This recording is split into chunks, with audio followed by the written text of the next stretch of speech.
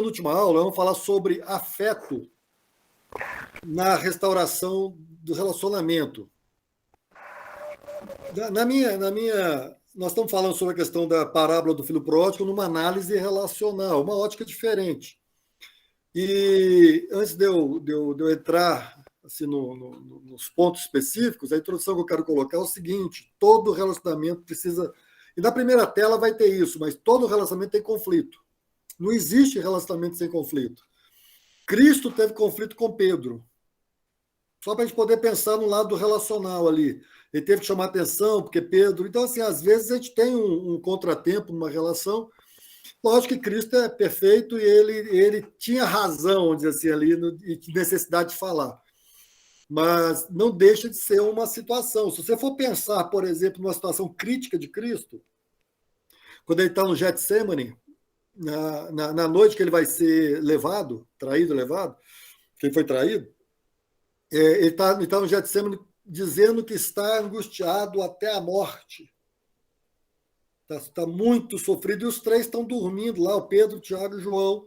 E ele fala, nenhuma hora vocês podem vigiar comigo, estar comigo, nenhuma hora. Ou seja, nós temos situações que o outro não entende, que o outro não tá pronto para lidar. E aí tem um pequeno momento de conflito. Então, nós vamos... Quiser botar a primeira tela, Silvia, nós temos 3 dimensões Só um pouquinho. Relacionais que são muito importantes para a gente. Esse aqui é um princípio, tá? É um princípio das 3 dimensões relacionais. Eu vou falar para você. Mas elas precisam ser cultivadas para que as nossas relações possam ser melhoradas, qualificadas, saudáveis, restauráveis, assim por diante. Então, as 3 dimensões que a gente pode falar da afetividade, e em todas, eu falo afetividade em todas, porque todas as relações têm afeto, quando tem amor, quando tem cumplicidade, assim por diante. A primeira relação, a primeira dimensão que todo mundo tem que ter é uma relação com Deus, ou espiritualidade saudável, ou estar de bem com a vida enquanto propósito, a vida enquanto existência, a vida enquanto eu estar existindo. Então é a paz com Deus. A Bíblia diz assim, tende paz com Deus. Nós temos que ter paz. Paz com Deus é paz com a vida, porque Deus é vida. Paz com Deus é paz com a existência, porque Ele é o mantenedor. Ele é o criador e mantenedor de toda a existência. Nele tudo subsiste. Então, quando a gente está bem na nossa espiritualidade, muita coisa já ajuda. Porque as outras 2 dimensões dependem da dimensão maior. Quando eu estou bem com a vida, é porque, eu já vou até antecipar um pouco, eu estou bem comigo mesmo, e porque eu estou bem comigo mesmo, eu vou estar bem com você. Então, esse primeiro momento de dimensão eu preciso entender que eu sou criatura, que eu sou criação, que eu sou um propósito existencial, eu não sou um acaso, eu não sou um sem querer da vida. Eu estou aqui porque foi proposto que eu existisse. Então, a vida me trouxe para cá, porque Deus me trouxe para cá, para existir, para viver. Então, isso é o primeiro ponto. Então, é paz com Deus. A segunda dimensão é a relação consigo mesmo, ou comigo mesmo, a pessoa consigo, que a autoestima está aí. Quando eu me aceito, quando eu me amo, quando eu me quero bem, quando eu me acho bonito, quando eu quero, eu favoreço a mim, eu me elogio, eu me aceito. Então, a dimensão com Deus é a mais importante porque ela me dá essa dimensão interior de que eu não preciso de elogios externos, eles são bons, nós falamos sobre isso. Eu não preciso de elogios internos porque eu estou bem com a vida, porque a vida me propõe que eu estou aqui por propósito e não por acaso. E eu não fui feito pior do que ninguém. Aquilo que foi falado na segunda-feira, que a Edla falou, né, para Carolina, né? Então, assim, eu me amo. E se eu não... Por que o segundo mandamento ele vem nesse sentido? Primeiro mandamento, qual é? Amar a Deus. Por que amar a Deus? Porque Deus propõe a existência e eu fico bem com a vida. De bem com a vida. Segundo mandamento é amar o próximo, mas como você se ama. Então, se amar bem, se amar primeiro. Porque se você não se amar, você não ama ninguém. Se você não se amar, não existe um relacionamento onde uma pessoa fica subserviente e é feliz consigo mesma. Ela precisa amar a si mesma para que o relacionamento ganhe uma proporção, uma dimensão maravilhosa, pelo menos saudável, pelo menos melhor possível. Condições, viabilidade. Então eu preciso amar a Deus, amar, ter uma espiritualidade, cultivar. É o que eu falo muitas vezes em algumas palestras. Eu até falei, eu acho, na outra aula, outra série de aulas que a gente fez na Escola de Paz, sobre de volta ao jardim, o lugar primeiro da alma humana. Jardim é se cultivar o seu ambiente com Deus, o seu ambiente com a vida, o seu ambiente de estar de bem com a existência. Depois, bem consigo mesmo, é paz consigo mesmo. Você tem que ter paz consigo mesmo. Você tem que se amar. E a terceira dimensão é a relação com o outro, que é a coexistência e a convivência. A relação com o outro é uma coexistência. Eu estou com todos no mundo. E com o outro mais próximo é a convivência, andar junto. Viver junto. Conviver é viver junto. Coexistir é existir no mesmo ambiente, mundo, universo. Conviver é viver junto. Então, ter paz com o outro. Eu preciso ter paz com Deus, eu preciso ter paz comigo mesmo, eu preciso ter paz com o outro. Tá certo? Pode passar. E aí, a Bíblia Sagrada, que é o nosso livro base de fé, diz assim, Romanos 12, 18. No que depender de vocês, tenham paz com todos. Tem todos os homens, mas ali é gênero. Então, tenha paz com todos, todas as pessoas. E é interessante, quem lê Romanos capítulo 12, que ele começa falando que a gente precisa ser sacrifício vivo, santo e agradável. E que a gente precisa também transformarmos-nos pela renovação da nossa mente, para experimentarmos a boa, perfeita e agradável vontade de Deus. Aí ele vai discorrendo, aí depois ele fala assim, então, no que depender de vocês, tenham paz com todos. Está falando de mente, de coração, de alma, de espírito, de transformação, de renovação. Ele está trabalhando toda uma situação existencial de entrega, de devoção, de sacrifício, se for preciso. Para quê? Para, no final, a gente entender que tudo isso proporciona uma relação de paz. Mas é interessante que, quando ele fala que nós temos que buscar ter paz com todos, mas ele fala uma coisa que ele isenta de uma responsabilidade individual, assim, única, não é só minha, que se somos dois, eu faço a minha parte, eu não posso fazer a parte do outro. Eu não posso, numa relação, fazer o que o outro tem que fazer. Porque nós somos uma relação. Com Deus é a mesma coisa. Deus não vai fazer o que eu tenho que fazer. E Deus fala, não precisa fazer o que Deus, ali, Cecília cantou naquele dia lá, né? Não tenha sobre ti, é meu, somente meu, todo cuidado, o teu cuidado é descansar em mim. Ou seja, às vezes a gente quer fazer o papel do outro, até às vezes ele quer fazer até o papel de Deus. E quando as pessoas tomam o papel do outro, invadem o papel do outro, ou assumem, a coisa não anda. Relacionamento nenhum consegue subsistir se cada um não tomar a sua parte na relação. Familiar, casal, amigos, profissionais. Então, essa é a verdade, que cada um tem que fazer a sua parte, o seu, como dizem aí por cima, os jogadores, eu vou dar o meu melhor, fazer o meu melhor. É isso mesmo, faça o que você pode. Agora, o que você não pode, então não lhe cobrem. Não podem lhe cobrar. Então, na verdade, no que depender de você, o relacionamento tem que ter paz. No que não depender de você, o que você pode fazer? Você pode orar a Deus, você pode ter esperança, você pode inclusive, pode num dia, se o outro não quer ter paz com você, é melhor viverem separados, me permita dizer, do que em guerra. Mas a melhor coisa é paz. A melhor coisa é relacionamento onde exista uma relação de buscar sempre promover a paz. Às vezes ela se perde um pouquinho, mas vamos falar um pouco sobre isso hoje, que ela então pode ser restaurada. Tá certo? Vamos para frente. Dentro dos conflitos, depois eu vou trabalhar especificamente algumas coisas que eu acho interessante. Mas todas são, né? Eu não vou dizer nenhuma que é interessante, eu que estou dando aula, né? Mas, assim, tem maneiras de entendermos quem deve tomar a iniciativa para a reconciliação. Essa é uma grande questão. Sabe qual é uma grande questão? É quando temos um problema, cada um fica segurando a sua barra, esperando que o outro se humilhe, que o outro venha, que o outro faça. É interessante que Jesus disse assim: se você souber que alguém tem algo contra você, está chateado, você vai lá.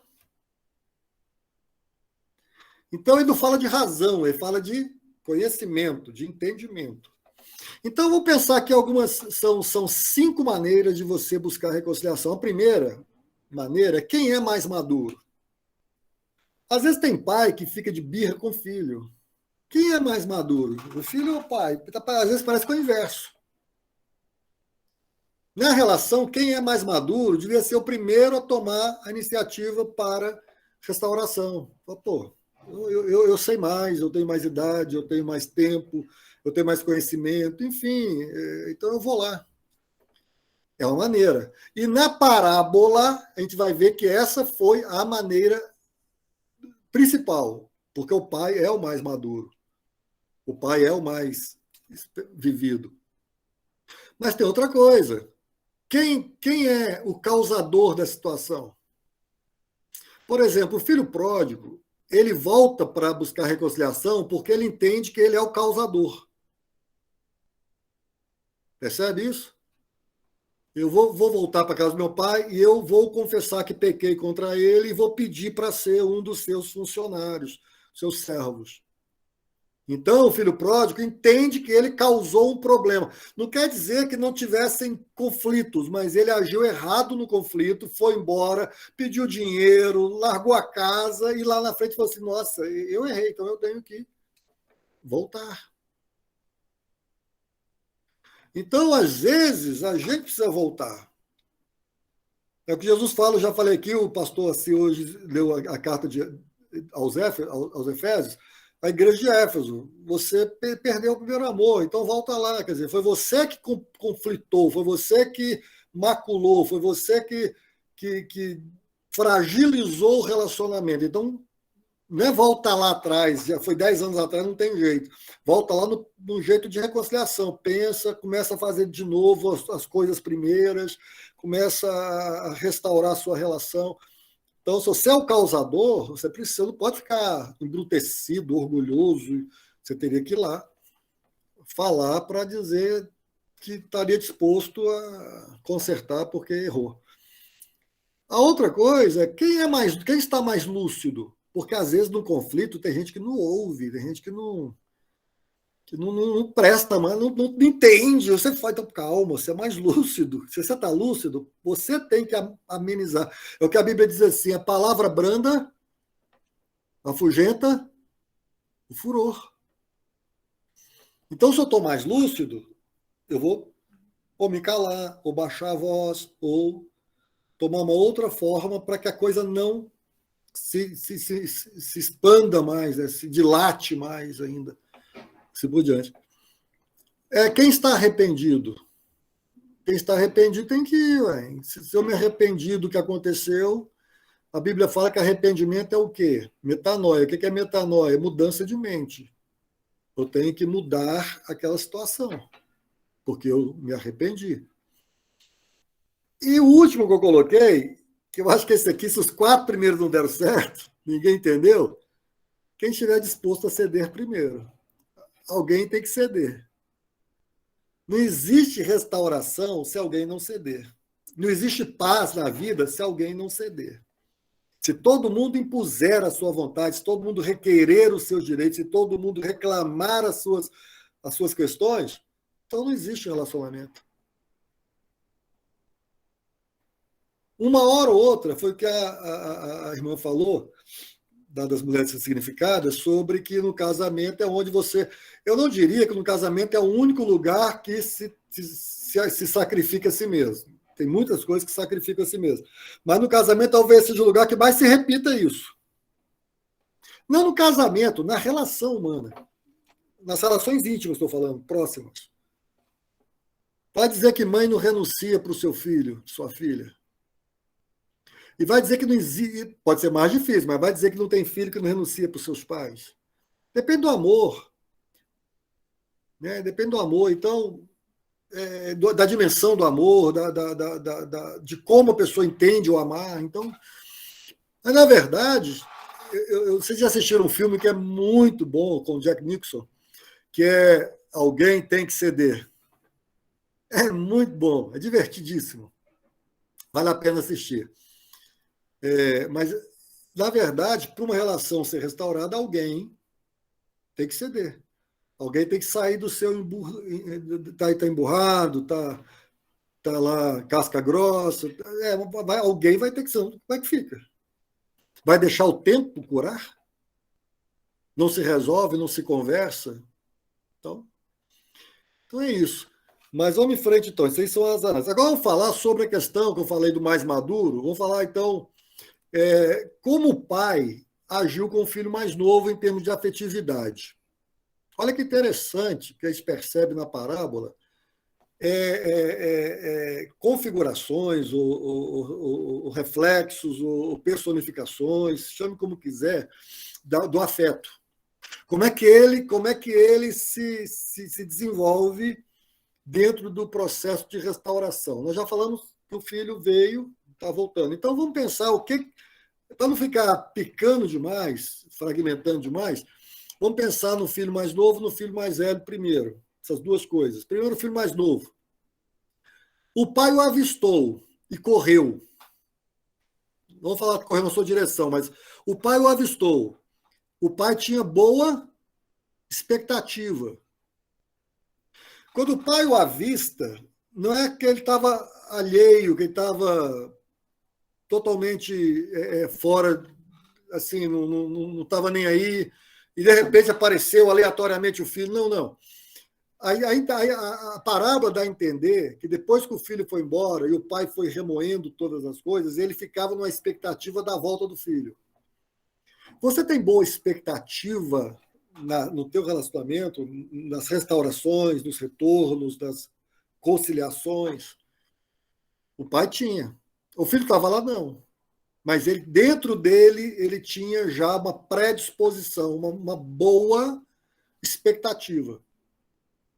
Você fala que tem isso com afeto. O afeto começa dentro da gente, querido. O afeto, a afetividade começa com a predisposição de amar. Quando você já tem uma predisposição, está dentro de você, externar é buscar o momento certo, passar alguma barreira, tudo bem. Enfrentar algumas questões psíquicas, emocionais, tudo bem. Mas ela está lá dentro. Você quer. Querer é um princípio. Tem que querer. Aí, quando o pai chega até ele, e o filho vai começar a falar dos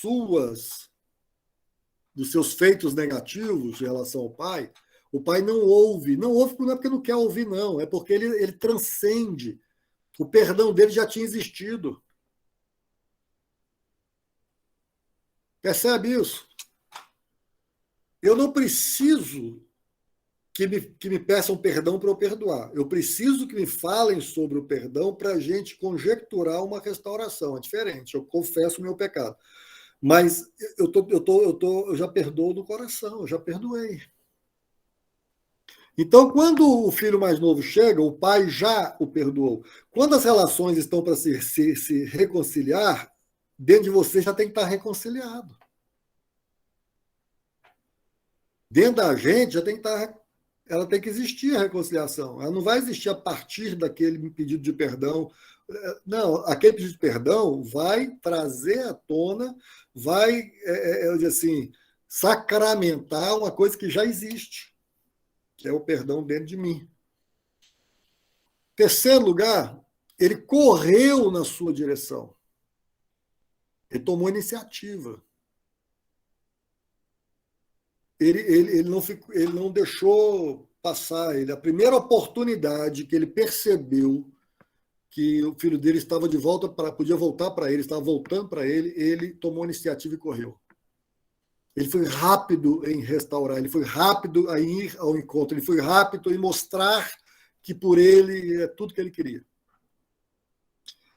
Às vezes a gente não é tão rápido assim. Às vezes a gente gosta de ver o outro sofrer bastante, a gente se faz duro, e isso prejudica.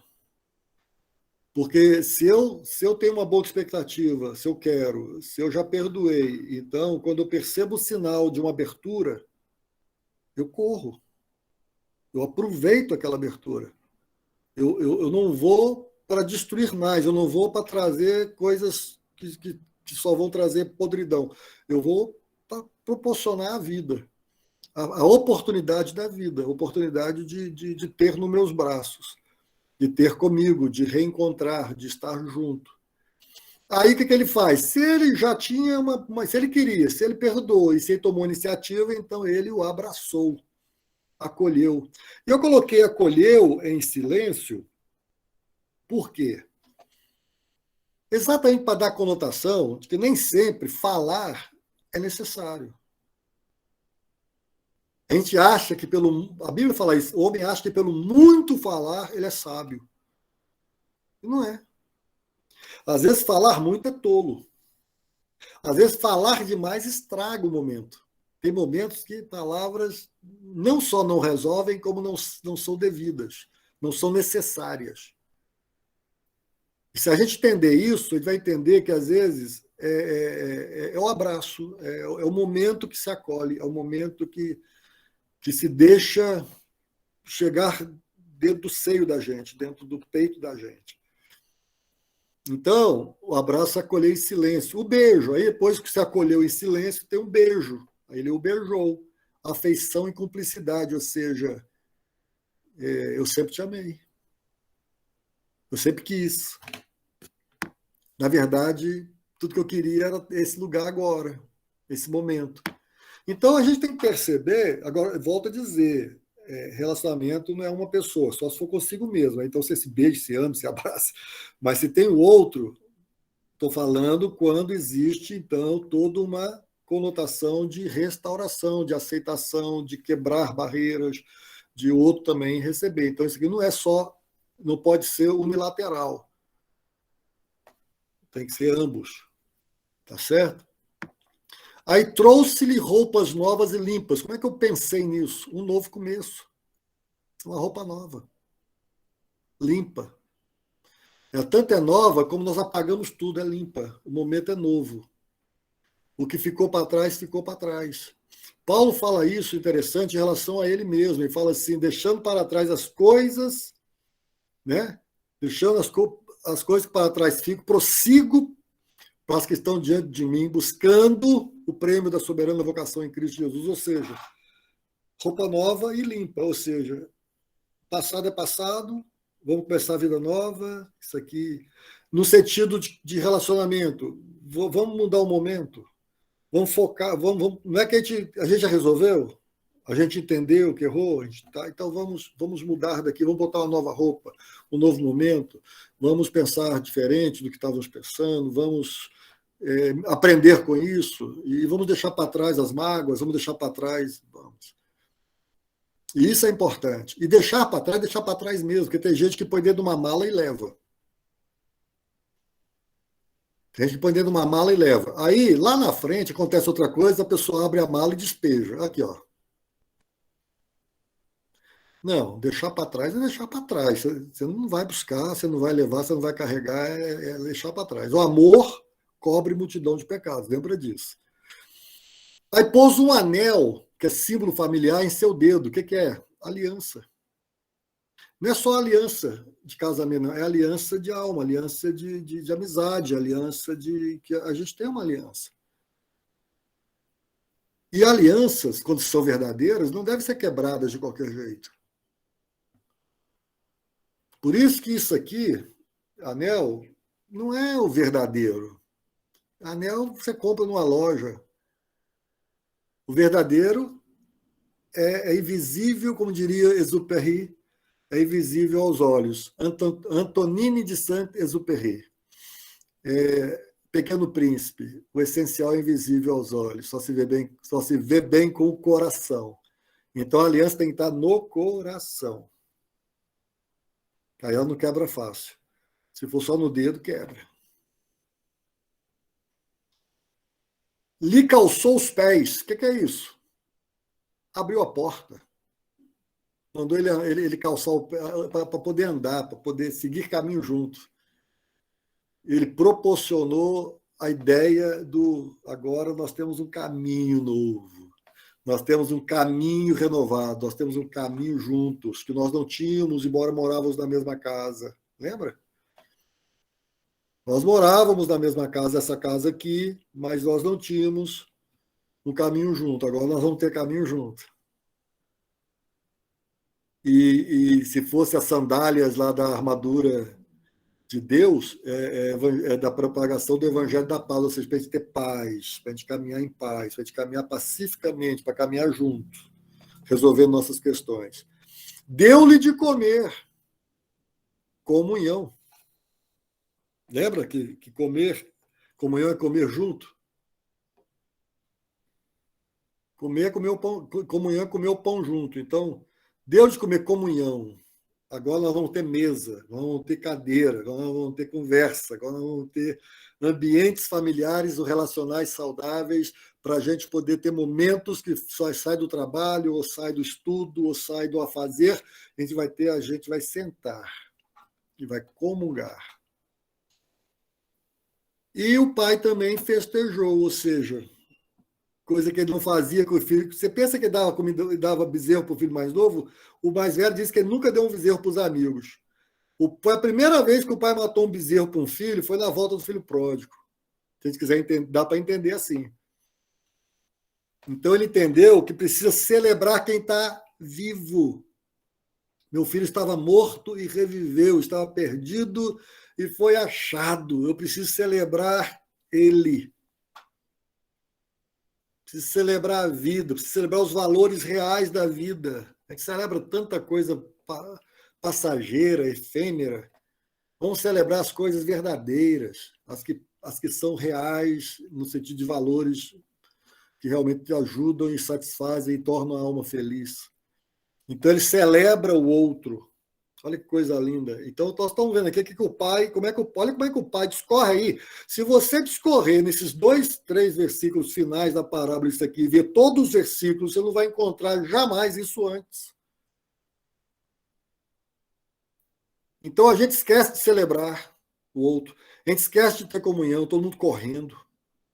A gente esquece de caminhar junto. A gente esquece que a gente deixa a aliança perder de vista. Enfim, tem que trazer isso na afetividade para que as relações sejam restauradas e renovadas. Agora vamos lá para o filho mais velho. A próxima. Você vai ver que tem coisas similares. Não, Tá, deixa essa aqui que eu ia falar uma coisa, vou passar para o mais velho, mas só para entender qual a linguagem. Você já sabe que tem 5 linguagens do amor: tem servir, tem sentir, que é tato, que é ser toque, que tem presente, tem qualidade de tempo, né, tempo de qualidade. Então você tem linguagens do amor. Qual é a linguagem do amor do filho mais novo? Parece que o filho mais novo tinha carência de demonstração através do toque. Interessante que a primeira coisa que o pai faz com ele é abraçar e beijar. Tem gente que precisa disso. Você falar não atinge tanto quanto você tocar, encostar. Carinho. O afeto propõe, a afetividade propõe que você conheça o outro a ponto de dar ao outro o amor da forma que ele entenda melhor. Entendeu isso a frase? O afeto propõe que você dê ao outro o amor, a demonstração de amor que ele entenda melhor. Filhos não são iguais. Um gosta mais de conversar, o outro gosta mais de tocar, o outro gosta mais de dar presente ou receber presente. Você tem que conhecer. Quando você faz de relacionamento, qual que é a grande questão? Conhecimento do outro. O que a Bíblia fala, o profeta? Conhecei o Senhor só? Não. Conhecei o Senhor e buscai conhecê-lo cada vez mais. Relacionamento é isso. Para que eu possa saber a vontade de Deus, eu não vou só ler, eu vou ter relacionamento com Deus para que eu possa saber como eu, Paulo, posso dar, cumprir, ou realizar, ou expressar, ou demonstrar que eu estou dentro da vontade de Deus, ou fazendo a vontade de Deus, ou louvando a Deus. Então, quando eu conheço o outro, eu conheço como o outro. Muita gente, eu vejo muita gente. Não, porque o meu marido gosta disso, porque minha mulher gosta, porque o meu parceiro gosta disso, porque o meu amigo. Então você conhece. Ah, porque meu filho prefere desse jeito, então você conhece. Então, o afeto propõe dar ao outro a demonstração de amor que o outro entenda melhor. Porque senão você vai querer do seu jeito, e do seu jeito não é o jeito dele. Então, isso é importante. Então, o filho mais novo, nós estamos resolvidos. Vamos para o filho mais velho.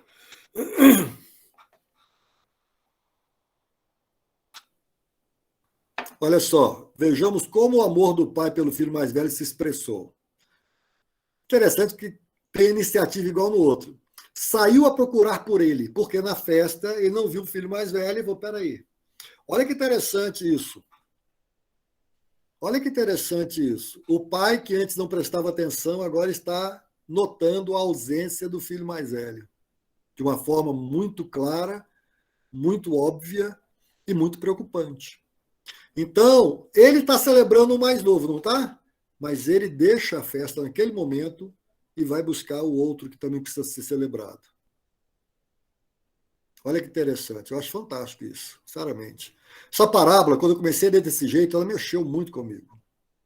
Não, de vários jeitos, várias maneiras, várias dimensões da minha vida. Eu fui vendo, eu vi, nossa, como é que eu não percebi isso antes, gente? Como é que eu não percebi isso antes? A gente vai evangelho, pregando, né, poder e muita coisa a gente vai atropelando, deixando quebrada para trás. Meu Deus, tem misericórdia de nós, não? Então, em primeiro lugar, ele sai a procurar por ele. Ele vai tomar iniciativa de ir atrás de quem ele ama, de ir atrás de quem ele quer restauração, de ir atrás de quem ele se importa. Por isso que fala, quando encontrou, ele está buscando o quê? Conciliação, ele se importa com o que está acontecendo. Ele não faz ouvir de mercador, ele não finge que não está vendo, ele não é indiferente, ele se importa. Eu falo, eu preciso trazer o outro também. Eu estou com um aqui, e isso me faz lembrar que eu tenho outro também, e ele não está aqui. O que está acontecendo? Deixa eu procurar. Preciso dele. Preciso falar com ele. É interessante que quando o filho reclama e fala o porquê, e abrir o coração, isso é muito interessante. Ouvir o outro. Quando ele busca a conciliação, ele se importa, ele está pronto a ouvir o outro. Então ele ouve o filho dele fazer a queixa do coração, a mágoa da alma. E aí ele fala, você sempre está comigo. Então ele começa a recordar ou trazer à tona uma situação que ela existia, que ele sempre teve ali. Aqui eu tomo não dizendo só, você não sabe o que eu queria para você. Não, não. O pai recorda que, puxa vida, eu não falei com ele porque achei, isso é terrível, gente, que ele saberia porque está sempre comigo. E a grande questão não é se eu estou sempre com você, se você está comigo também. Porque ele fala assim, você sempre está comigo. Sim, mas pai, você nunca esteve comigo, ou nem sempre. A relação de dois não é só olhar que o outro esteve, é que nós estamos. Aí entra sim o nós, não eu. Eu preciso estar, já falamos isso em aula passada, inteiro. Eu preciso estar na relação.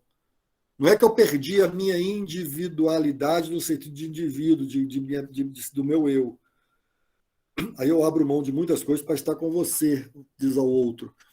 Mas eu estou aqui, o meu eu comigo mesmo, eu do jeito que eu estou aqui. Estamos aqui. Então, há uma recordação do pai de que o filho sempre esteve ali. E entender que estar nem sempre é sentir-se aninhado. Nós já falamos isso lá quando o lar deixa de ser ninho, quando a casa deixa de ser ninho. Lá nas aulas passadas. Então, a gente precisa ter isso. Aí o pai restaura a aliança. Tudo que é meu é seu. Tudo que é meu é seu. Se houve um erro, se houve uma falha de comunicação, se houve uma ausência minha que não deixou isso entendido, agora eu te digo, tudo que é meu é seu.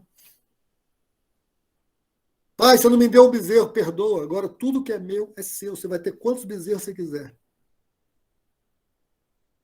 Então, dentro dessa restauração, tem que ter a restauração do elo, da aliança, da conversa, do entendimento, da compreensão, da retomada de vida de uma outra forma.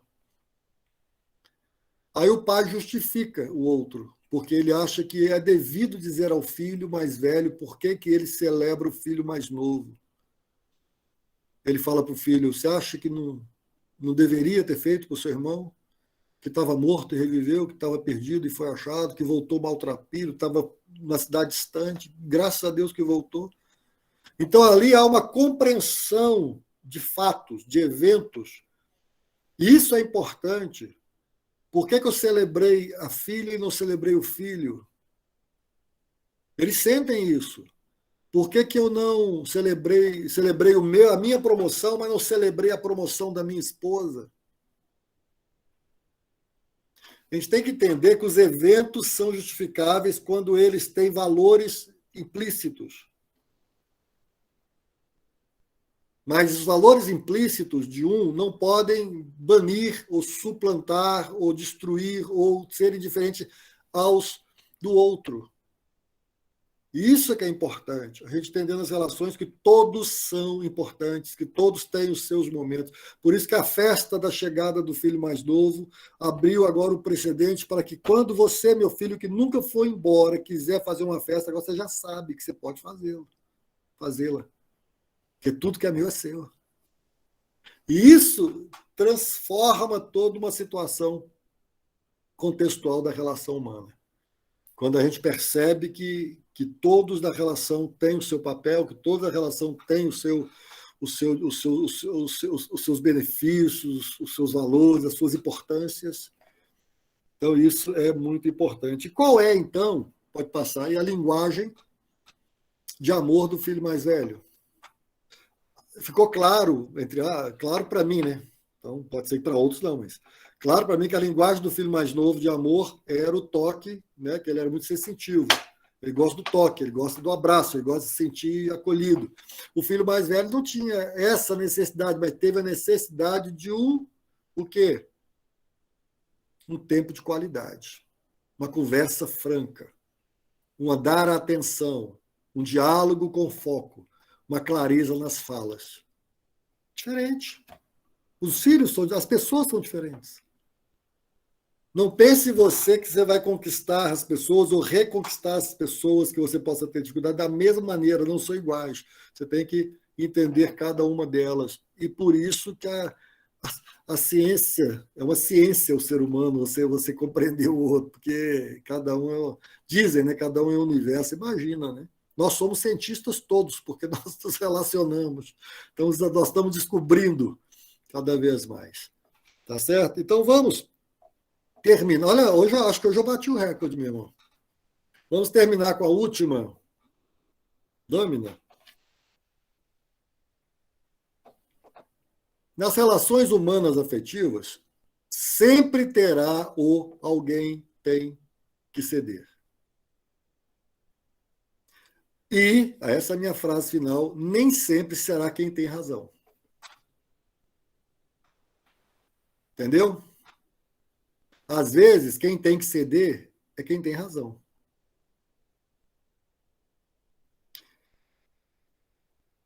O que eu estou dizendo é o seguinte: alguém tem que ceder, só que eu acho que eu errei aqui na minha fala.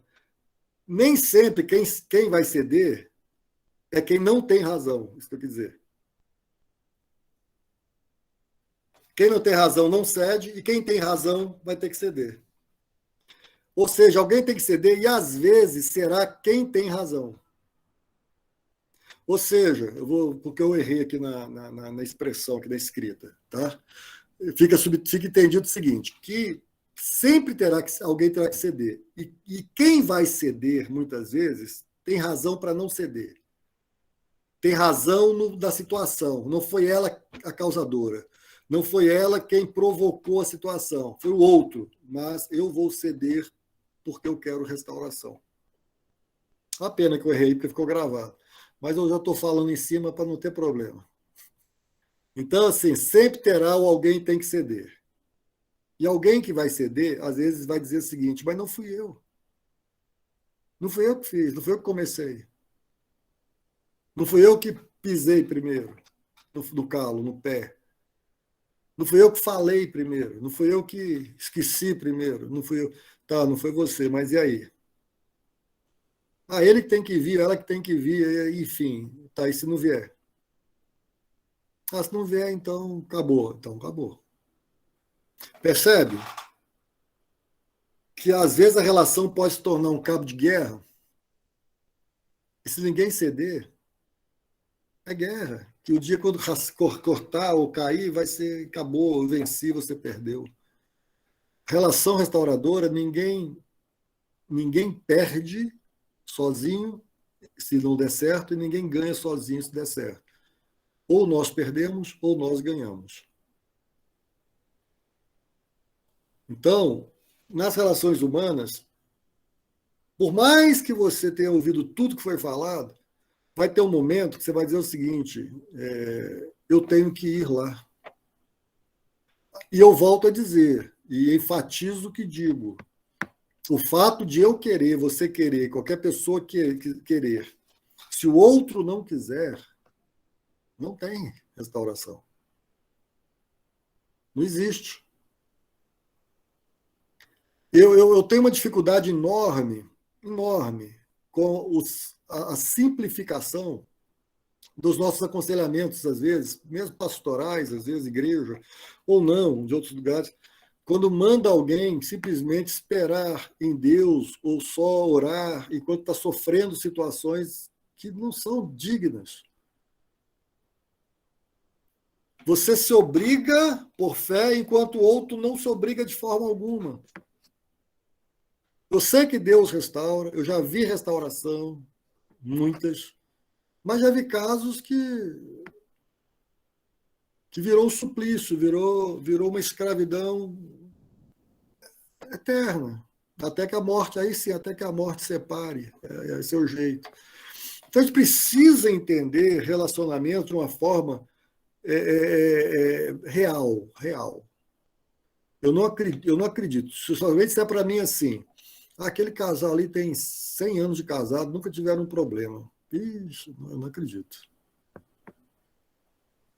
Então, eles não tiveram tanta intimidade assim. Porque quanto mais perto tiver, mais chance de machucar tem. Mas também, quanto mais perto tiver, mais chance de amar, de ter coisas boas e de ter lembranças boas e poder de restauração, de superação tem. Então, a gente precisa entender isso. E que muitas vezes não é uma questão, os dois querem, mas aí alguém que tem razão, o outro não está conseguindo entender ou se quebrar, se quebrantar. Aí a pessoa precisa ir lá e dizer: nem que seja assim, você não está pedindo perdão, não, mas eu te perdoo. Você não pediu perdão, não, eu te perdoo. Quiçá, todos nós, casais, amigos, tivéssemos.